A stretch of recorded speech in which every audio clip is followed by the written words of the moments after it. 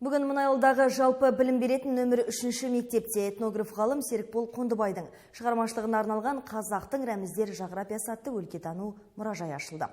Бұл елбасының рухани жаңғыру болашаққа бағдар мақаласы аясында іске асты. Толығырақ куә болып қайтқан тілші Мөлдір Әділ баяндайды. Мұражай жәдігерлер мекені тарихи құндылық пен рухани қазынаның ортасы, ұлттың кешегісі мен бүгінін сабақтастырады. Аталмыш мұражайдың ашылуына Серікбол Қондыбайдың туыстары, ізбасарлары да арнайы келіп, экспонаттарды тамашалады. Маңғыстаудың әр тасы ертегі, сайы мен төбесі аңыз, осына тұрған ғалымдардың өзі аңыз деген сияқты атап өткендей болатын.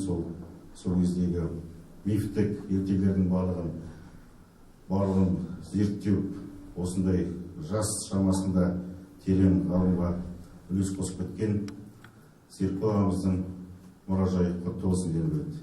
Бұл мұражайда оқушы, мұғалім, ата-ана үштігінен 23 жәдігер жасақталған. Әрбір экспонаттың үстінде QR кодтар арқылы толық мәліметті Серікболдың түсіндірмесі бойынша берілген. Бұнда географиялық атаулар, қазақтың киелі жерлері туралы мәліметтер айтылады.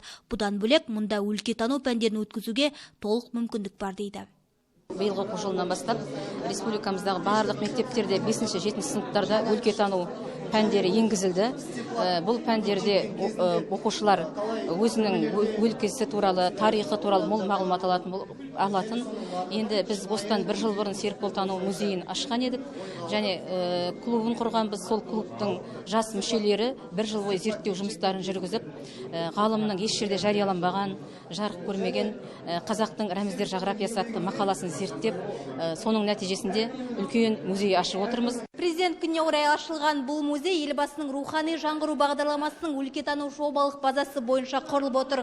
Мұнда оқушылар аймақтың қалыптасуы, табиғи этнографиялық ерекшеліктері және туған өлкенің рәмізге айналған нысаналар туралы толық мағлұмат алуға мүмкіндіктері бар.